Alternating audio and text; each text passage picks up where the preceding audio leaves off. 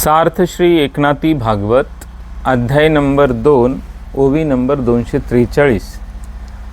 भगवान श्रीकृष्ण हरिप्रियांची भेट म्हणजे बाबाजींसारख्या संतांची भेट, सद्गुरूंची भेट किती अवघड आहे, किती दुर्लभ आहे याचं वर्णन करून सांगत आहे।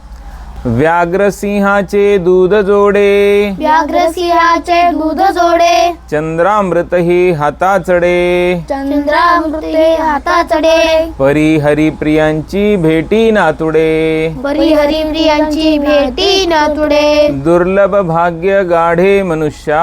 दुर्लभ भाग्य गाढे मनुष्या। देव म्हणतायत, एक वेळ वाघाचं आणि सिंहाचं दूध मिळणं सोपं आहे, एक वेळ चंद्राचं अमृतही मिळवणं सोपं आहे, परंतु हरिप्रियाची भेट होणं मात्र अत्यंत दुर्लभ आहे। खूप मोठ्या परमभाग्यानेच त्यांची भेट होत असते असं या ठिकाणी देवाने वर्णन केलेलं आहे। म्हणून लक्षात घ्या, भागवतामध्ये सुद्धा एक श्लोक आहे, दुर्लभो मानुष्य देह देही नाम शनभंगुराः तत्रापि दुर्लभम मन्ये वैकुंठ प्रियदर्शनम। म्हणून या पृथ्वीवर देवाची ज्याला खूप आवड आहे आणि देवाशी जो एकरूप झालेला भक्त आहे तो भेटणे अत्यंत दुर्लभ आहे, हे देव या ठिकाणी सांगत आहेत। खूप मोठ्या पुण्याईनंच तो आपल्याला प्राप्त होत असतो। म्हणून आधीच 242 नंबरच्या ओवीमध्ये 4 गोष्टी एकत्रित असल्याशिवाय आपल्याला त्यांची भेट होत नाही हे आपण पाहिलेलं आहे।